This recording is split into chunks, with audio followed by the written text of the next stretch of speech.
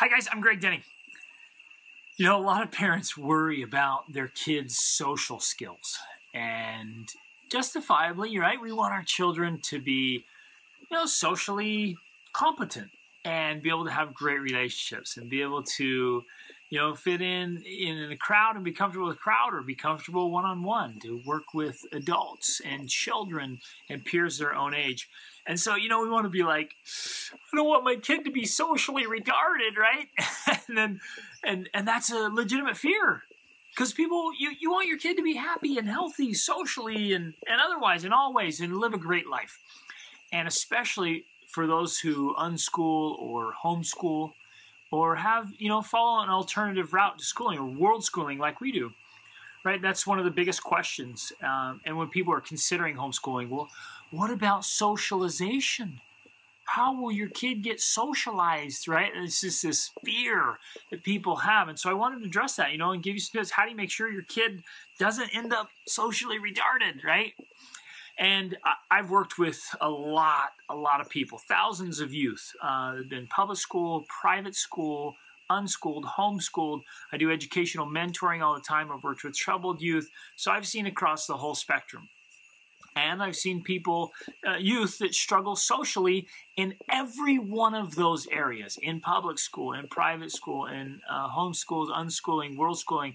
As I've traveled around the world and met with people in different countries, I've seen it in every spectrum.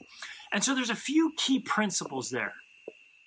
One of the biggest ones is you as the parent, right? You have to develop those social skills, and you can. Here's the great news. Every one of us can be social leaders. You guys, I was so timid. I was so shy. I was socially retarded. I couldn't have a conversation with anyone. I was so terrified. And like, what do you talk about? And what questions do you ask? How do you give an answer? I was horrified of being social. And so I had to grow out of that. And that's the great news. If I can do it, you can do it. And anyone can do it. So become socially confident. There's an excellent book I highly recommend called How to Win Friends and Influence People. If you haven't read it, read it. If you have read it, reread it over and over. And it's an excellent, excellent book. And a guide to being a very friendly, sociable person, being a social leader. That's what we want to do. We want to create social leaders. So now it's not peer dependence. What you want in your children and in yourself is the ability to speak with anyone, anywhere, and have an intelligent conversation and build a good relationship. And so it's not just peer dependence. It's getting out and creating those experiences. Now, the science behind it is absolutely incredible. I'm reading a great book right now about that science, and they said the connection between parents and child when they're little babies, when they're toddlers, has a huge impact on how the child acts socially later in life, because they know that have that connection and that confidence with a parent. Huge when your child's really small. So that really matters, okay? Make that connection. The confidence your children have with you and growing up, you help them gain that confidence in doing all kinds of different things, trying new things, getting out, get out and have new experiences, try new food, go new places, meet new people. Get your children actively involved in talking to people. And we've been really deliberate about this, and it's been exciting as we've traveled to many countries and lived abroad. So we have extremely poor people, extremely wealthy people, people speaking different languages, really old people, and little old indigenous ladies off in the mountains of Guatemala or in the leprosy colonies of southern India. We've, young and old and all different background and every race on the earth. And religion too. Just all of those across the board.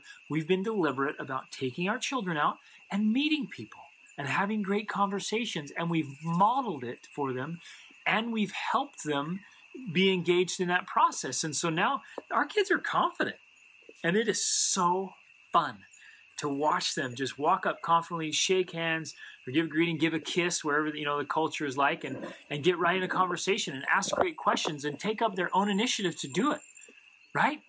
To be where there's this awkward silence and your child steps up and says, hey, let's start a great conversation and make it meaningful, not just fluffy. And they lead out in a group and in a crowd. So be deliberate about it. Oh, it's so important. Oh, it's so important. So be the model. Be yourself, that person that's social outgoing. And you might say, oh, I'm not outgoing and I'm not very confident. Please watch my videos on how to be outgoing and how to be more confident, right? And you can develop those skills. And you might say, well, I don't even want to be. I just want to keep to myself. There's so much value in reaching out. So I challenge you to do that. Become more social. Be a social leader. Have a genuine interest in other people. And be able to have a genuine conversation, not fake or phony, but a genuine conversation when you need to.